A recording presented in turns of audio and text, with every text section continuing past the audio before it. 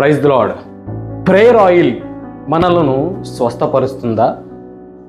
ఎక్కడి నుంచి prayer oil తెచ్చుకుంటే మన జీవితంలో స్వస్థత జరుగుతుంది? ఎవరు ప్రార్థన చేసి ప్రేయర్ ఆయిల్ మనకిస్తే అది మన జీవితంలో ఒక అద్భుతాన్ని జరిగిస్తుంది అనేది మనం మాట్లాడుకుందాం. ఈనాడు ఒక క్రైస్తవుని ఆధ్యాత్మిక జీవితంలో ఈ ప్రేయర్ ఆయిల్ అనేది ఒక భాగం అయిపోయింది. ఈనాడు అనేక మంది విమర్శించడానికి కూడా ఈ ప్రేయర్ ఆయిల్ ఒక కారణంగా మనకు కనిపిస్తుంది. ఈనాడు దీని గురించి అనేక మంది సేవకులు చెప్పరు.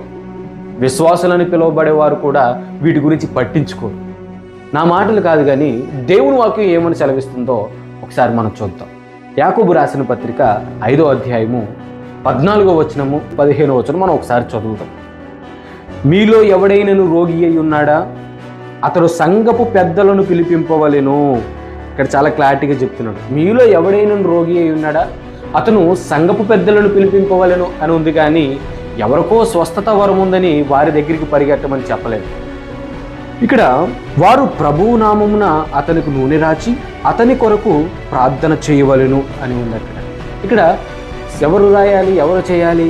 సంఘపు పెద్దలు కానీ మీ సేవకుడు కానీ చేతులెత్తి ప్రార్థన చేసి ఆ రోగి అయిన వ్యక్తికి నూనె రాసి ప్రార్థన చేయాలని దేవుని వాక్యం సెలవిస్తుంది. కానీ ఈనాడు విశ్వాసులు చేసేదేంటి? ఎక్కడో ప్రేయర్ ఆయిల్స్ అమ్ముతున్నారని వెళ్ళి ఆ క్యూలో నుంచుంటాం, లేదా ఎవరో ప్రేయర్ ఆయిల్ ఇస్తున్నారని అవి కొనుక్కొని తీసుకొచ్చి మనం ఇల్లంతా చల్లేస్తాం.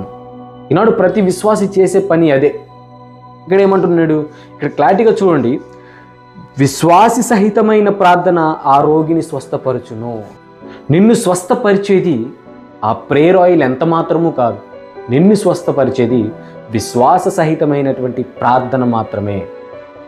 దేవుని వాక్యం ఇంత స్పష్టంగా తెలియజేస్తుంటే ఈనాడు ఈ రకంగా చేయటం వల్ల ఏం జరుగుతుందో తెలుసా? ఎప్పుడైతే మన జీవితంలో ఒక అనారోగ్యం వచ్చినా, ఒక సమస్య వచ్చినా, మన మొదటి స్థానము ఆ ప్రేయర్ ఆయిల్ మీదకి వెళ్ళిపోతుంది. చాలామంది నేను చూశాను, అయ్యో కడుపు నొప్పి వచ్చింది, తలనొప్పి వచ్చింది, జ్వరం వచ్చింది అనగానే వెంటనే ప్రేయర్ ఆయిల్ తీసుకొచ్చి రాసేస్తూ ఉంటారు. అంటే మొదటి స్థానం ఎవరికి వెళ్ళింది? ఇక్కడ ప్రేయర్ ఆయిల్కే వెళ్ళింది. దేవుని కంటే మన జీవితంలో మొదటి స్థానం దేనికి ఇచ్చినా అది మన జీవితంలో ఒక విగ్రహమే. మనం ఎప్పుడైతే దేవుని సన్నిధిని వెతకకుండా, ఆయనకు ప్రార్థించకుండా ఎప్పుడైతే ఈ ప్రేయర్ ఆయిల్ మీద ఆధారపడుతున్నామో మన జీవితంలో అదొక విగ్రహం ఏమైపోతుంది. మనము కూడా విగ్రహారాధికులమైపోతున్నాం. జాగ్రత్త. ఈనాడు మేమంతా అపోస్తుల బోధనను నడుచుకుంటున్నామని చెప్పుకునే విశ్వాసులందరూ కూడా మీరు ఎప్పుడైనా గమనించండి, అపోస్తులు ఎప్పుడు నూనె సీసాలు ఇచ్చినట్టు కానీ వాటిని నమ్ముకున్నట్టు కానీ ఎక్కడ మనకు కనిపించదు. నీ విశ్వాసాన్ని ప్రేయర్ ఆయిల్ మీద కాకుండా నీ విశ్వాసాన్ని లోకరక్షకుడైనటువంటి ప్రభువైన యేసుక్రీస్తు వారి మీద చూపిస్తే కనుక నీ విశ్వాస సహితమైన ప్రార్థనే నిన్ను స్వస్థపరచగలదని దేవుని వాక్యం సెలవిస్తుంది. ఆఖరిగా నేను చెప్పే మాట ఒకటి, మన పాపములను మనము దేవుని ఎదుట ఒప్పుకుని పాప క్షమాపణ పొందితే కనుక మనము ఇతరుల మీద ఆధారపడాల్సినటువంటి అవసరం లేదు. మన ప్రార్థనే మనలను స్వస్థపరిచేదిగా ఉంది.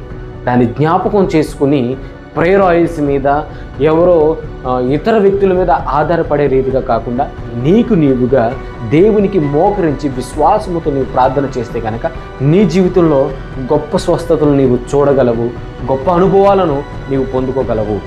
ఆమేన్.